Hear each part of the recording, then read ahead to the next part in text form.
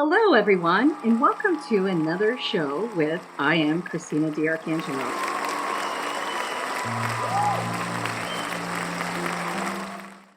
And today, my guest is coming in from outside of Boston, Jennifer Cormier. Yes, I got it right. Jennifer and I have been, well, Jen is what we call her. I almost said who, like she has multiple personalities. She doesn't. I'm just being a goofball.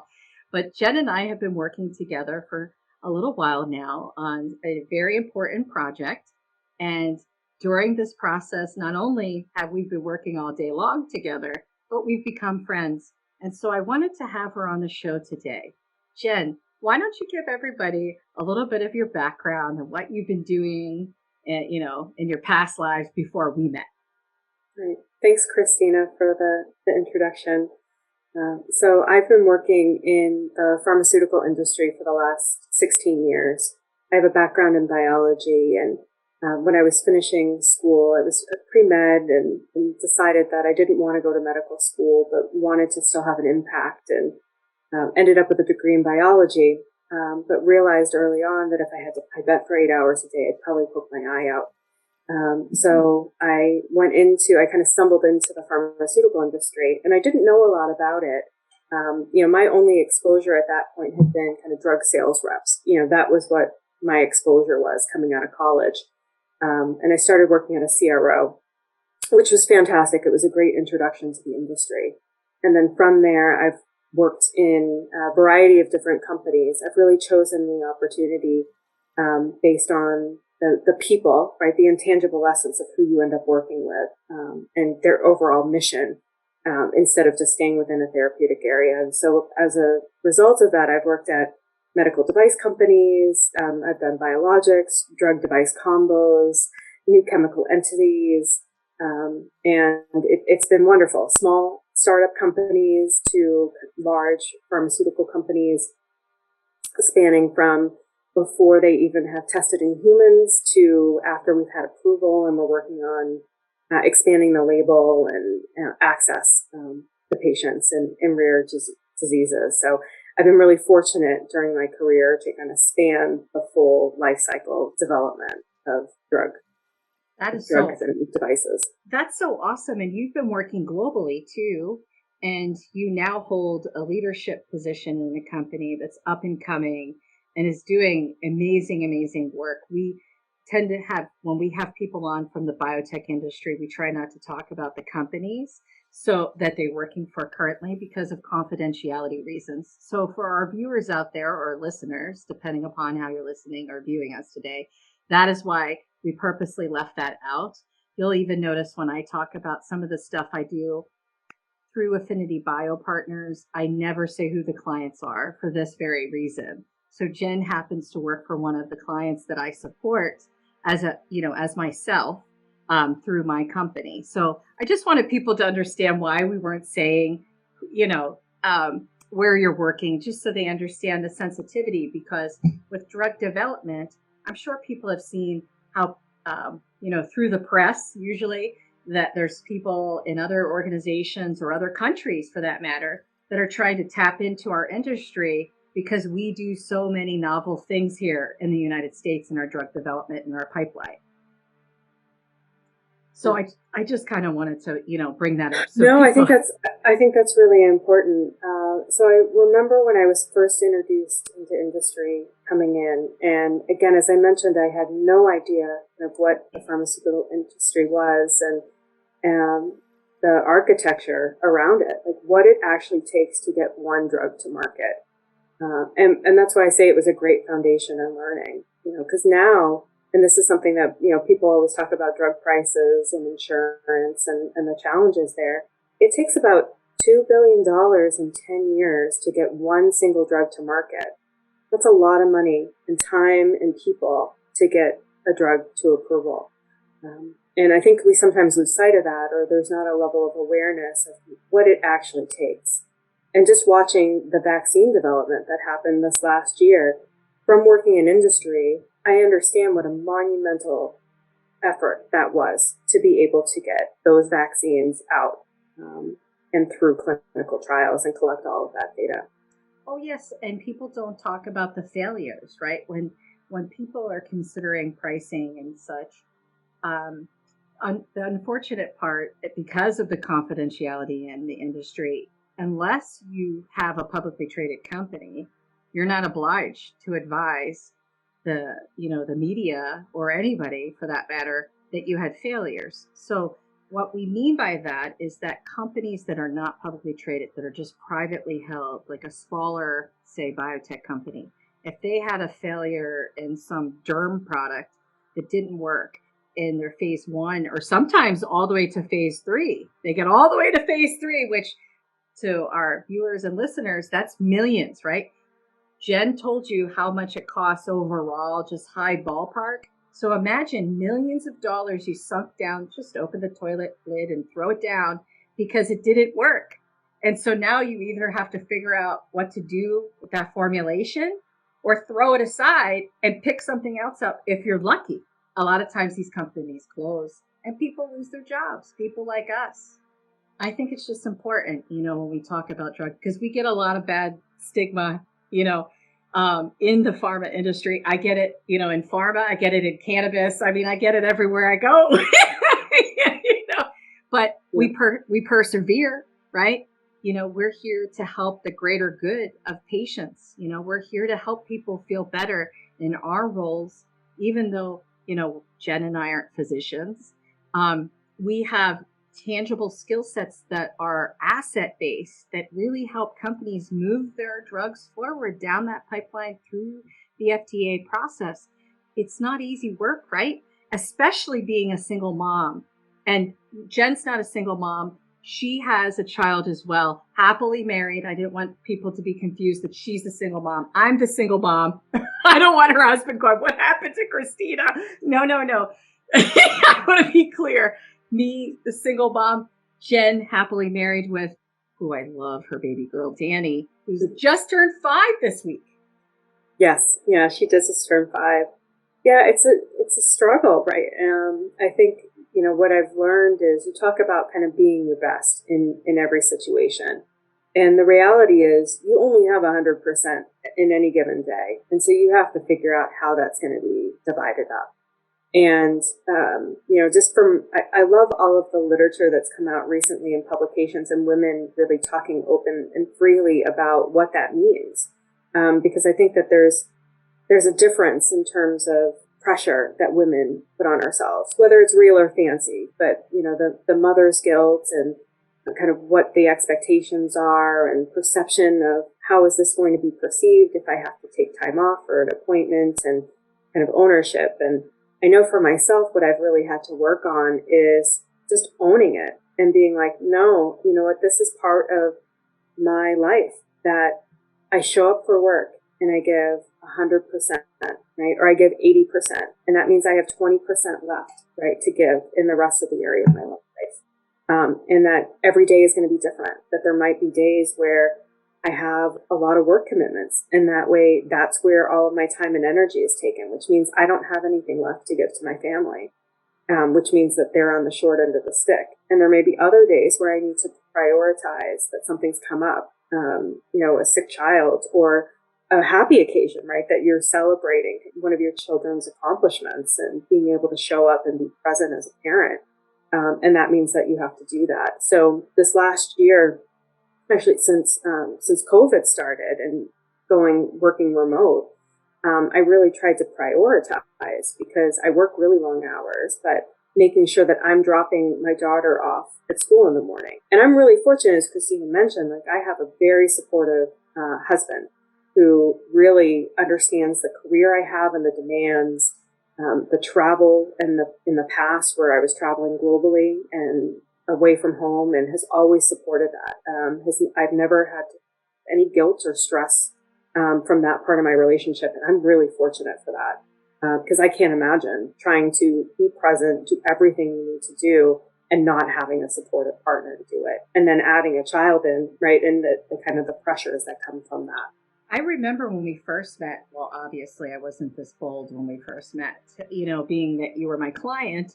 But I remember when we started to foster a relationship, and I said to you, wow, Jen, like, how do you do this with Danny and all these hours? Because she, Jen, like Jen said, she does work a lot of hours. I mean, she really does. She's not one of those people that I work with through a client that is like, oh, okay, well, we have a project to do, and they put like 8 hours in. Notice I said 8 hours because that's usually a normal work day for people in other industries, I think, but in ours, it's not.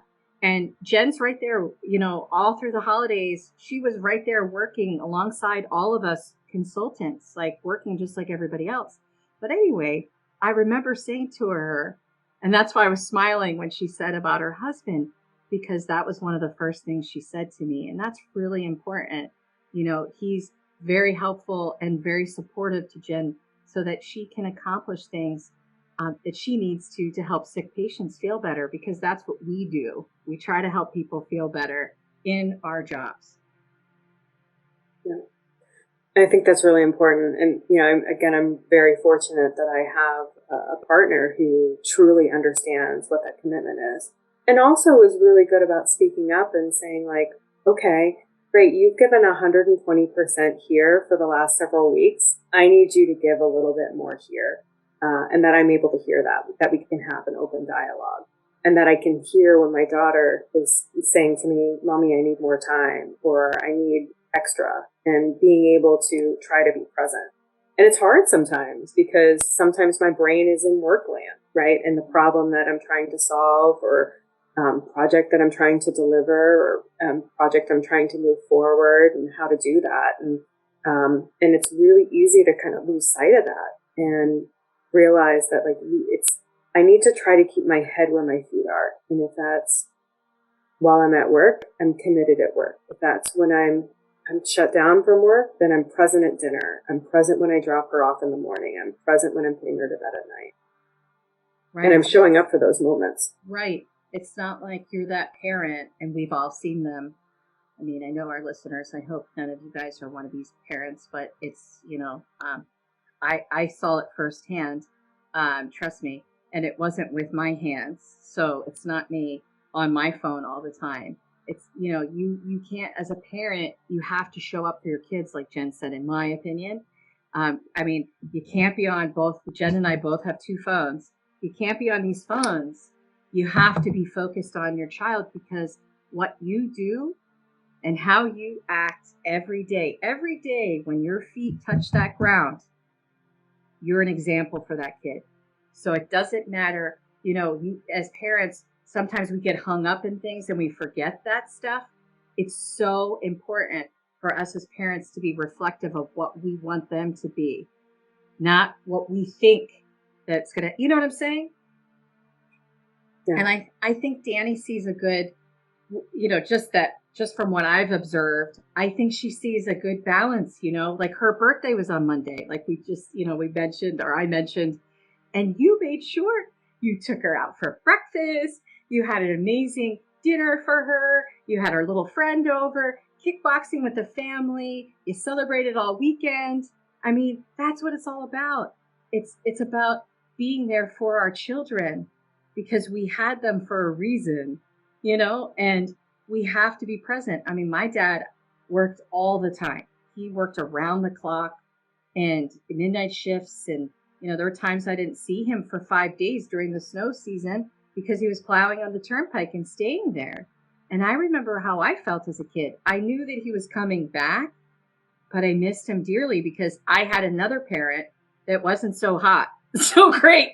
So I was stuck, unless I could go to my mom's, my grandma, I was kind of stuck with her, and that sucks. So at least Danny, when you're busy working and delivering, she's got a fantastic dad, that she gets to hang out with.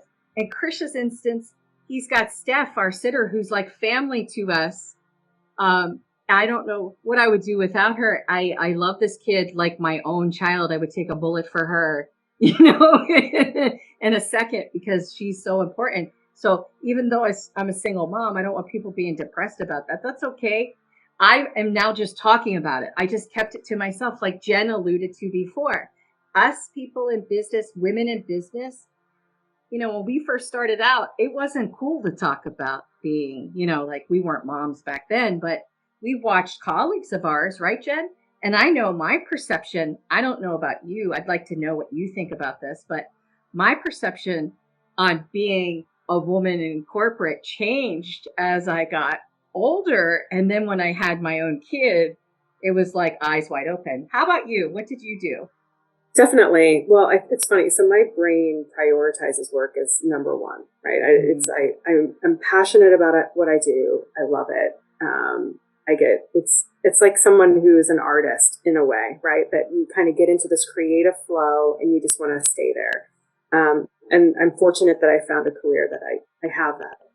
So of course, when you have no constraints, right? When you're in your 20s and you have no true commitments, right? Outside of friends, and some family obligations, you can work as much as you want, right? Mm-hmm. Traveling. And so as you start to kind of layer on those gifts and responsibilities, it starts to shift and trying to realize and recognize like what you want. And so what I've always looked for is I look at people and see what they have. And I look at it from a perspective of, I really love the way they handle this situation, or I love how this woman is able to be a mom unapologetically and still be good in her career and realize that she needs to strike a balance. And so looking for those role models and people that I work with and having conversations. How do you balance this? And having an open dialogue. And so you can find out and I can learn from, what are you doing? And then also figuring out from people too, well, what are your regrets that you have later on in life? Because you're making sacrifices, right? We all have choices that we're faced with every day, multiple choices. And all of those choices and what we decide impacts. And at some point with children, you talked about like your dad being away. At some point, you hurt relationships if you make the wrong choice repeatedly.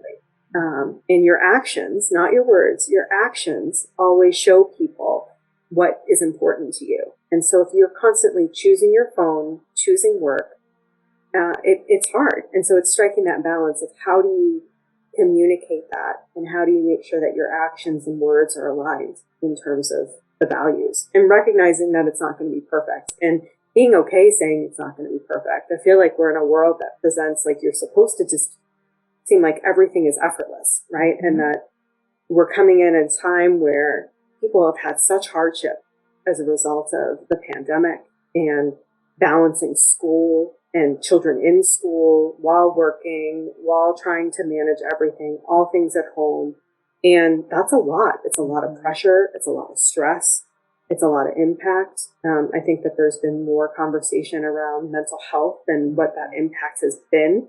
But still, I feel like people have also been silenced in terms of what that is. And this looks very different for people who had children who were in school versus who had children that were not in school versus single people who don't have, right? Where they can, again, work till their heart's content, where you kind of have to put those balance and limits in place and recognize that it's not a limitation. It's actually an asset.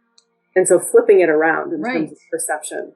And not looking at it with a guilty conscience, because we do that as moms a lot of time. I know you and I have talked about this off podcast, that we feel guilty at times because, unfortunately, stuff happens that's outside of our control. And I know this happens with other professions, but, if something happens that's going to impact the study in a very terrible way, we need to make sure we're present for that. And then we feel bad because we've got to swing in now because we have an emergency, because now we only have 25 minutes to spend with our kid rather than 2.5 hours. So it's not an easy road, but we also have to give ourselves a little bit of credit and recognize that, because I didn't do this, Jen, for a number of years. I was married to my career. I wasn't going to have kids. That wasn't in the cards for me. So I thought I was very driven when it came to my career, and I was blessed to be able to have a kid. And I don't resent it being a single mom and taking this on myself full time. I embraced it because at the end of the day, he's all I got. He's my number one. It's not what I did with my career. It's not all the awards and accolades. It's about him, right? It's about Danny, and showing her a good example and showing up for her. And raising a smart, grounded, emotionally aware child, right? Mm-hmm. I mean, we talk about like impact, and I see how confident she is and loving and caring and nurturing. And some of that is just her nature. She's been that way since she was born. But a lot of it is a direct contribution to being in a loving, secure home, right? That she feels secure and confident in her environment. She knows she's loved and supported by both parents, and that she has us and that we're here for her no matter what. And I look at the bond she has with my husband and think it's so amazing, like that she has this relationship and they've been able to spend so much time together. And, my husband, when we first started dating, I talked about like, basically, this is my aspiration, right? From a career perspective and where I want to go. And he said, great. I said, but I want to have children. And I recognize the importance of raising children and being present for children. At some point, that's hard for me to do with what I'm doing. And he's like, you know what? He's been a jack of all trades. And he's like, I think being a dad is my calling. And so that's his job. And we value that and respect it just as much as if he were going and getting a paycheck. For me, it's more valuable in terms of watching like how he's raised our daughter and the skills that he's instilled in her and just the fun that they have. Yeah, that's amazing. I mean, you sent me, I love when Jen sends me, just so you guys know, I love when she sends me videos or pictures of Danny.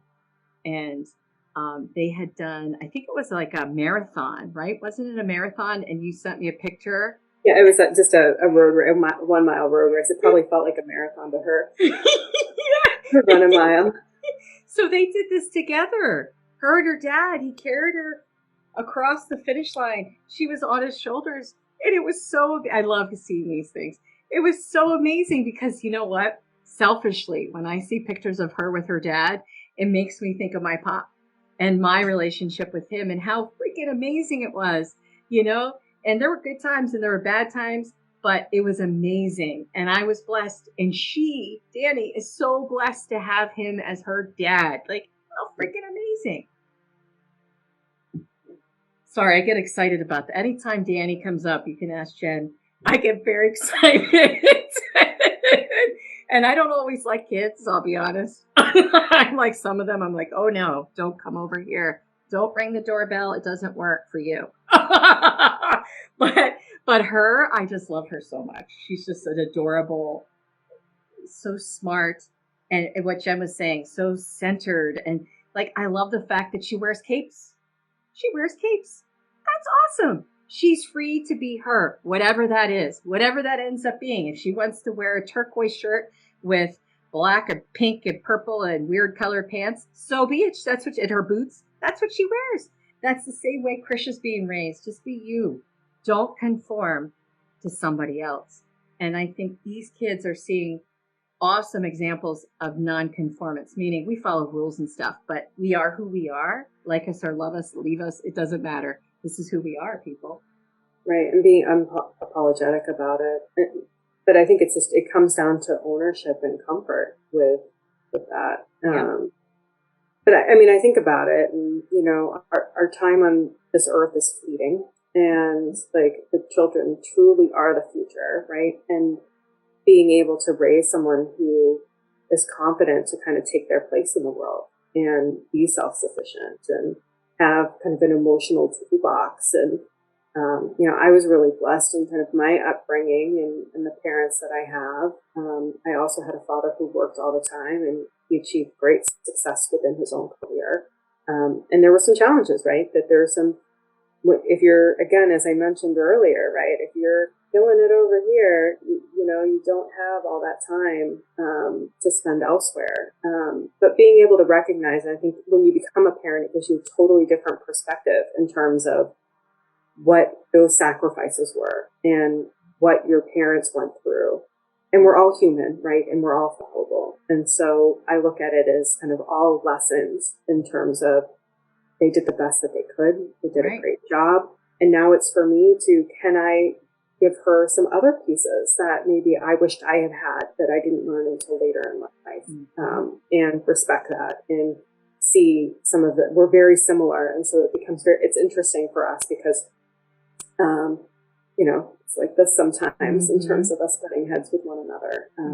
But being able to recognize you are intuitive, right? And I think children have an intuition. Trust that. Don't ignore your gut. Be able to express that, because that's going to serve you so well in the future by being able to recognize like what's going on energetically, situational awareness, all of those things that at some point you're told, no, don't believe that, even though it is truly happening, just because people don't want to be honest about what's going on. Well, I remember when Krish was 3 years old, we were living in a different house, and we had this big deck behind our house, and it was on farmland where we had built the house. And so, there's a lot of spirits that are out there. And so Krish, I was making dinner, and so off of the kitchen was the deck. And so I'm making dinner, and Christian's talking to people. I don't know what he's saying. He's 3. I can, I'm kind of listening, but whatever. I know he's talking to people out there. It's okay, because I had this same thing. So for me, it was cool. Well, my ex-husband, he doesn't understand this, doesn't believe in this stuff, and that's not why we're divorced. So just so everybody knows, it's not because of astrology and that energy work or any of that stuff. No. But he was like, Christian, who are you talking to? And Krish is like, the people. And he points his finger. And Rob's like, he can't find. He's like, what? There's nobody out there. I'm like, no, there's people out there. Spirits are out there. He's talking to spirits. He's like, close the door. Don't talk to them anymore. I'm like, but they'll come inside the house. Like, if they're going to come in, they want to talk to him because of his aura. He's got a green aura. He's a healer. So he attracts people automatically because of who he is. So I'm so with you on that. I love talking about this. So thank you for bringing that up, because some people don't want to talk about it, like you said. Yeah, exactly.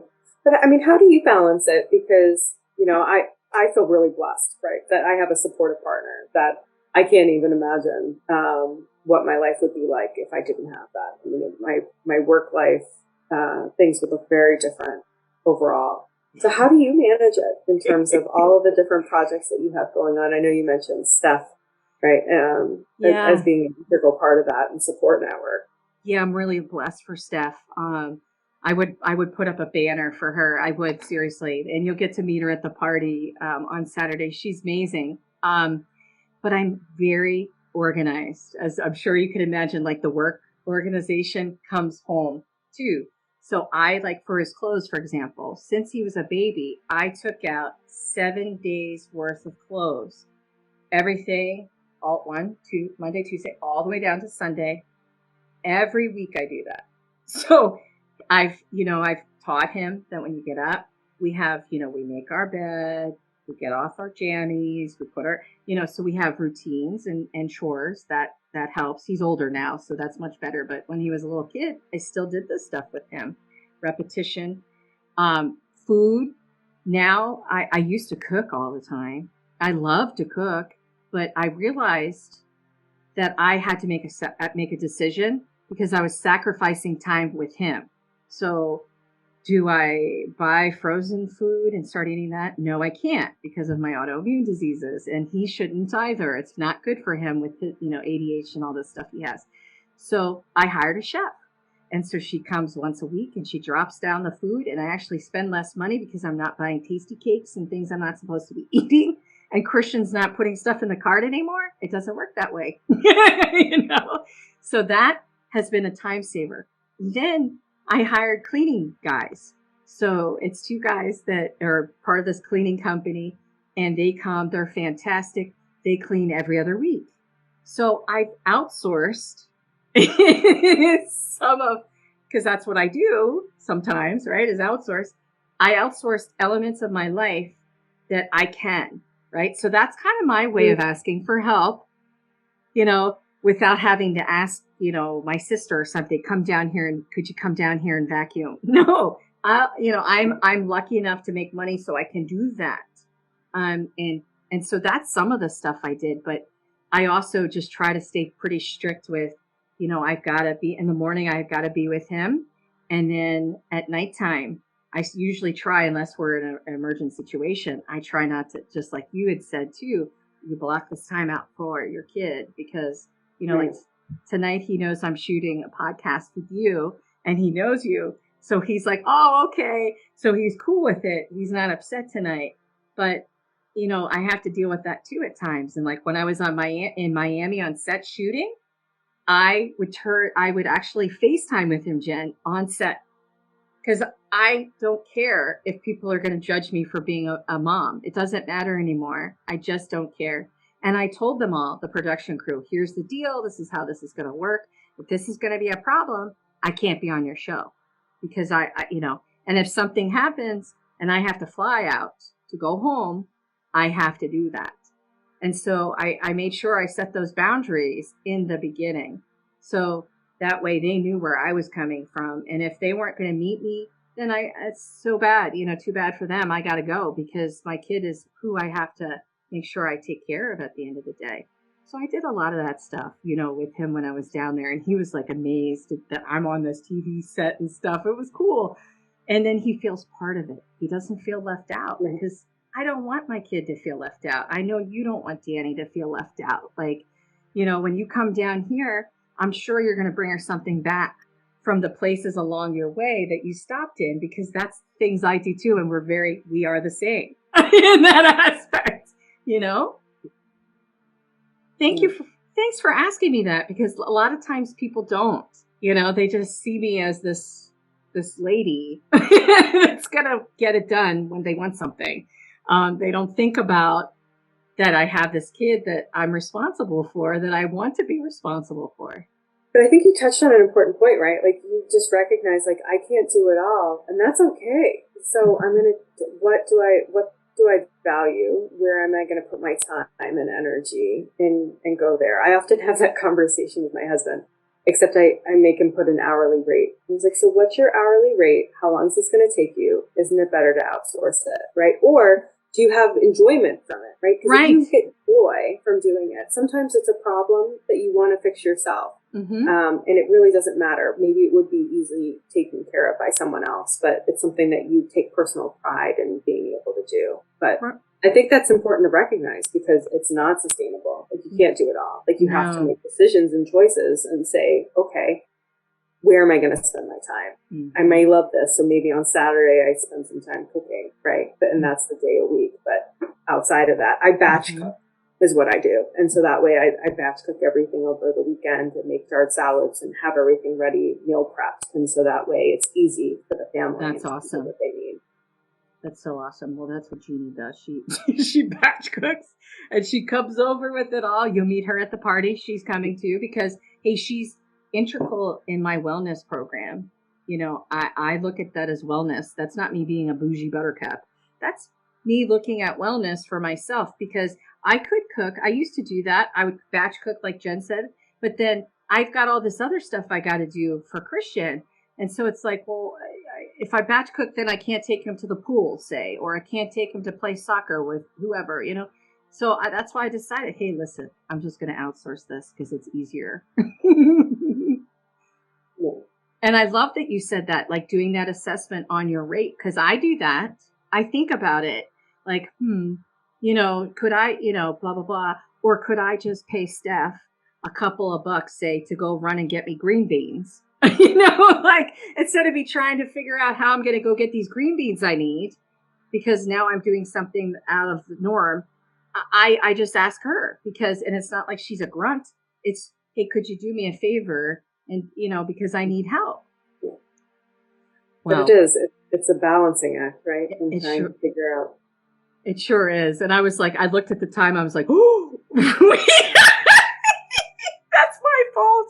See, this is what happens when we get on these shows, because every time I talk to people that I know that aren't surprise guests, like that I don't know, we go over, because this relationship that you see today or hear, auditory, this is how we are all the time. Like when we're working, this is how we work, very collaboratively. We're like bookends when we do stuff together. So Unfortunately, I will have to say thank you now. But well, I'll have you back on again when we have some other exciting news, because I know there's some exciting news coming up in the fall time frame. And we can have you back on if you would like to come back on again. Okay, that would be great. I appreciate you having me. Thanks. I feel very honored to be a guest. Thank you so much. I was so happy that you agreed to do this. I know you don't do a lot of these, and I really appreciate you coming on, and I want to thank you for doing that. And thank you for not just being my colleague, but my friend too. You're my friend, and and I appreciate you, and I want to make sure I thank you properly. Oh, well, thank you. Yeah, I'm happy for the friendship that we've built. And just to bring it back, right, that it becomes the intangible essence of people, right? A job is a job. You have a mission, but it's Right. ultimately the people that you connect with. And they're the people who kind of support you along the way in terms of the journey. And that's where you learn and grow the most. And you forge friendships that kind of stand the test of whatever company that you were working at. That's absolutely right. Some of my very near and dear friends, are all the way back. Avril, who I can't say where we're all hanging out together, but he, who I worked with 2 decades ago, introduced me to you, and we're still friends. And Avril will be friends with us even well past when we do whatever we're going to do next.